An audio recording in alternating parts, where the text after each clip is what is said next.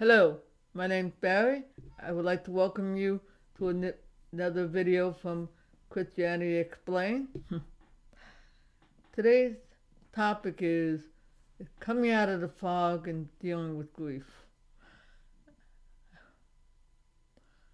I was trying to come up with a good, but unfortunately this is not the best kind of video for those hooks that I'm told are great. My goal is to provide some encouraging video for that are designed to be of help and a blessing, especially when you're going through a rough time. And grieving is definitely in that department. I realize not everybody grieves the same way, and it's okay. But I would like to share my own story with the goal of perhaps maybe sharing something that will be of help to you in this process, especially if you're going through this rough time. Now, first logical question is aside from who am I, what do I know? Well, if you read any of my old blog posts from Inspiration Point, you would know that my mom had suffered a brain aneurysm and a stroke back in April 2013. It's now, as per today's date, September 2021.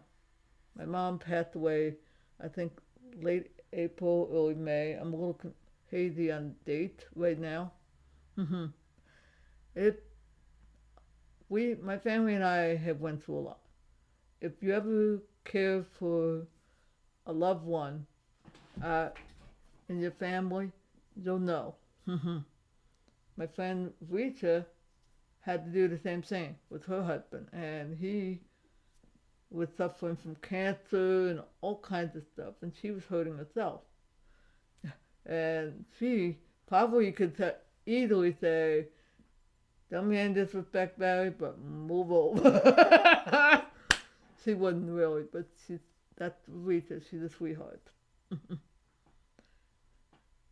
and, but still, to see your mom suffering from the result of the brain aneurysm and the stroke, and on top of that, she had developed dementia, which thankfully it was a slow decline, not a fast one.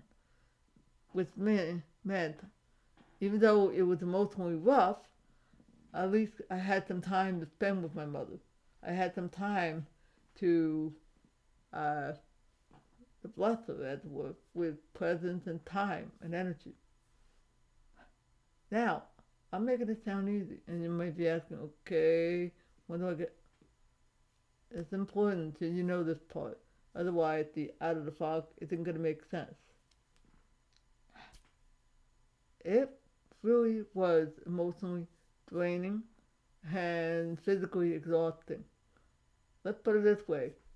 During the whole pandemic, when we had a chance for compassionate visit, I spent a lot of hours. And it seems like I was spending so much that energy in the care of mom, I was actually falling asleep on the chair. Okay, literally. That's how exhausted I was. In fact, I actually missed my niece's daughter's sweet 16.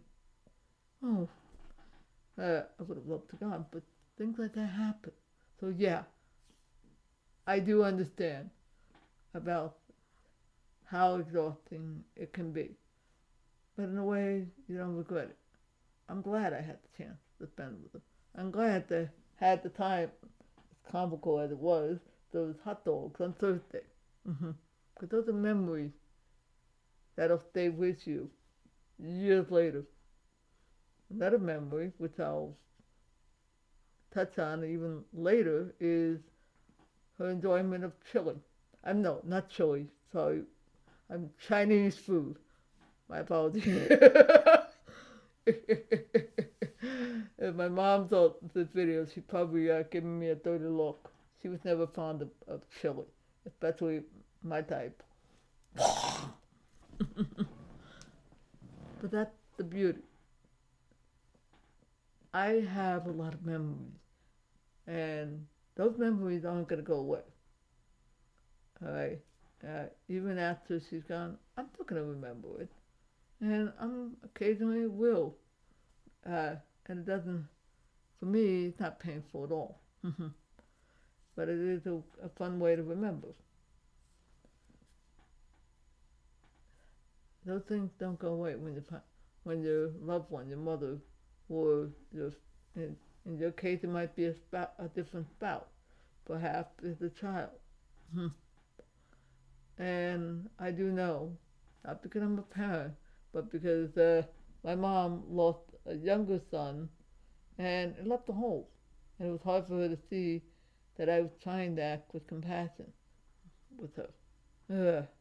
Of course, she forgets that, and I had to tell her, Mom, you know I lost a brother too. And that's the other point to remember when we grieve. Sometimes we lose sight that other people may be trying to reach out, and we go, all right, let's get to my story.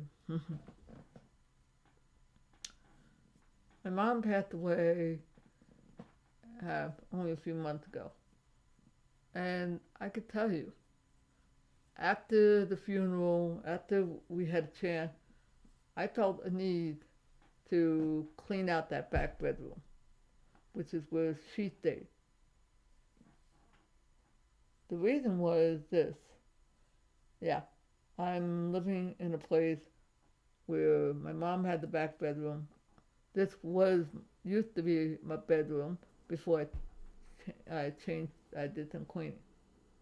One of the things to help with the grieving process is to make some changing. You don't lose sight of remembering the person, but making changes and getting rid of things that really don't belong. Since I'm a guy, I'm not going to be wearing her clothes. Isn't going to do me any good. But instead, I donated them. And made sure some family members who wanted it, they had the chance. But those things help. It also allowed for some healing. And I'm kind of glad it did. And some family members got some of the things that they wanted, and I'm trust it will help them with their healing process. And it is a process. Yeah. And I'll tell you, when the fog cleared up, and it felt like a weight gone, I kind of gained a better understanding what a friend once told me back in 2013. You have no idea, Barry, how exhausted you will be when this is done with. She probably had no idea this was going to last for 8 years. Okay? But she was right. Dottie Trubrick was right. And that's not a bad thing. That's actually a good thing. It allows you to move forward and allow the rest of the healing. Now, thankfully, I've had other things in place that really helped me with the grieving process. Yes, number one, and it is for me the most important, is relationship with the Father. I could talk with him. I can talk with Jesus and communicate the feelings I have inside that I might not be able to communicate with others. All right? That's actually very helpful, and it has, because there are times where I couldn't call somebody up in the middle of the night and that, but I can with him. That's number one. Don't be afraid of praying, talking with the Father. If you're angry or you're hurting about something, it's okay. It's not something he hasn't heard before or doesn't know about. One, two.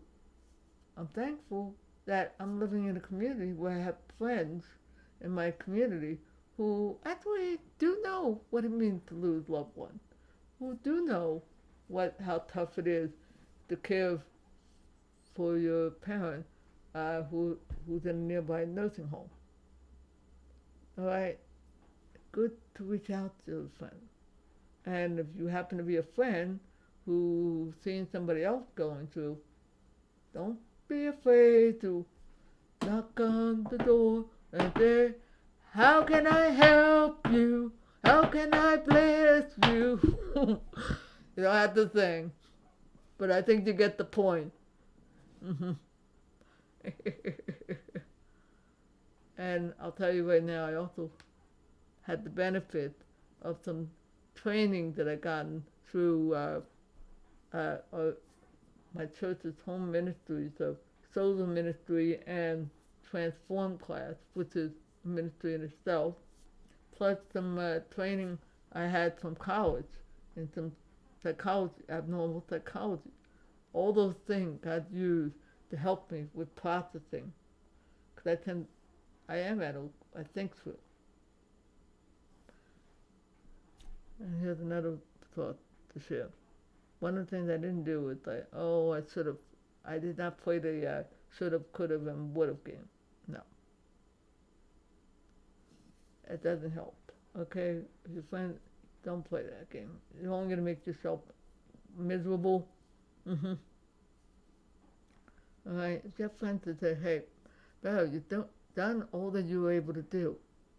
You really can't do more. It's wrong to expect that you were going to do something you can't. That is true.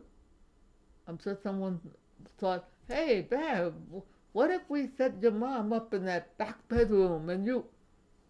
they would have had to have their heads examined because I have no room to do that. Yes, there was a back bedroom, but that bathroom was not equipped. I would have had to hire a home health aide to live here. And wait a minute, where would I stay? Hello? That kind of thought would not work. And I knew that. Yeah. Somebody else in the family? Yeah, except when they have other jobs and responsibilities. It's not easy. So I wouldn't look down on anybody who had to do what I had to. If you're able to, great. You have the ability, great. But I strongly recommend you get a community of friends to actually come and help you, because it's not something you want to do by yourself. And same thing with the grieving process. You need that. Mm-hmm. Yeah. And I'll tell you, I'm thankful for the Lord. I'm thankful that He blessed me with that. I'm thankful He blessed me with open doors with the Pines, which really was actually quite helpful. I had some minor issues, really. But that's true with all nursing home.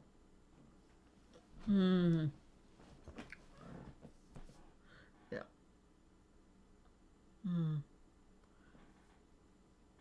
For me, it seems like I recover a lot quicker. That's good, because that's something the Lord did with me. But for others, it might be a lot longer.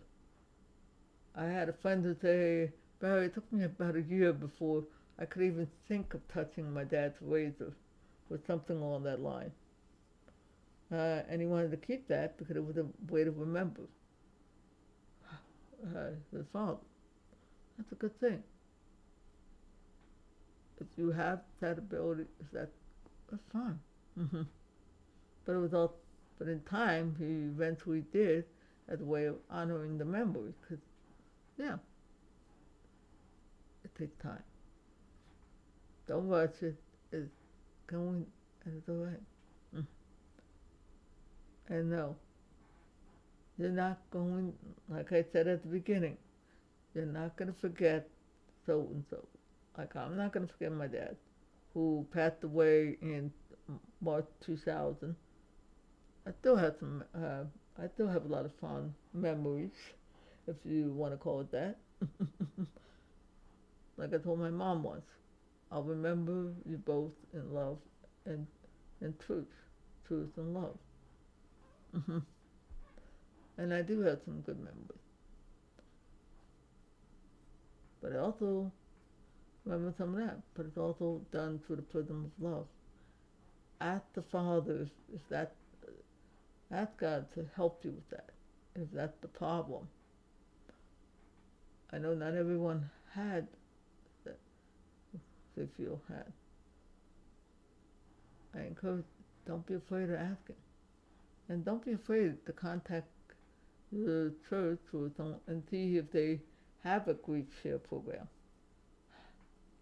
Before the pandemic, a couple of years ago, we had a lively grief share ministry.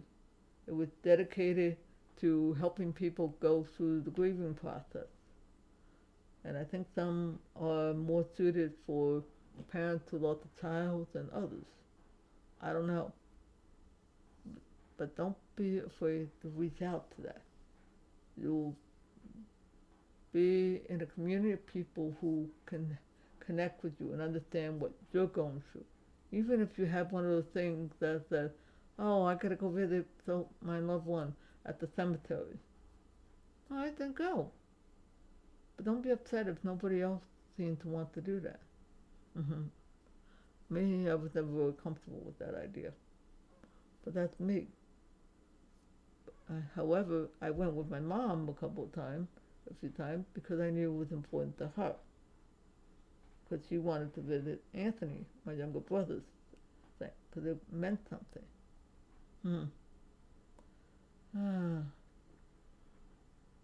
I hope you received some ideas, encouragement. Oh, and I'll tell you, since the healing process, because of the healing process, which is the grieving process, yes, they're really the same thing. I'm actually seeing things a lot more clearly about what I want to do with this YouTube channel. And I can see the impact that the depression and the stress and exhaustion had on me. And not just with my old videos. Yes, I saw one where I was half asleep talking. And I remember distinctly the articles I've written that probably I don't think I would have done. Oh gosh, that would be messed up. But stress and exhaustion will do that to you. And depression. But I want to thank you, but I want to encourage you. Don't be afraid to reach out to God. Don't be afraid to reach out. And if you know someone who's going through that, don't sit there waiting, oh, eventually they'll come. No. That's not always the case. I can remember distinctly feeling very depressed and feeling like I was hitting a wall of emotion. But thankfully, I had enough sense to mention it to a friend who got on the phone after she hung up and said to a pastor friend of mine, Richard, you need to get your butt over the virus. No, if I know Cindy, that's not really how she said it. But you can tell, bet the urgency would have been the same. Don't be afraid to go to the friend that needs it. You know what? The best thing that Richard did, it wasn't, well, he did give some pearls of wisdom. But the best part was he just listened. He just took the time to listen. Not rush out with his agenda and that. Just listen. That's sometimes the best thing you can do. And where it's appropriate, a hug or whatever. All right. Enough's enough. Time's wasting. I want to thank you for your time, and I hope this video is of encouragement and a help. And yes, I'll leave you with the scripture. Yes, though we may mourn through the night, joy comes in the morning. There is a new day coming. All right, you're not going to mourn forever, but you will remember the person. Those two are not the same. Ask the Father to fill you with that joy and peace, that and the healing that is going through. And be patient with those who are going through them. It's not a magic wand, guys. It takes time to go through that. And sometimes, yes, they do need but know when to hold them, know when to fold them, know when not to open your mouth, and know when what to say. All right. Thank you for your time. Hope you have a blessed day, and see you when I see ya.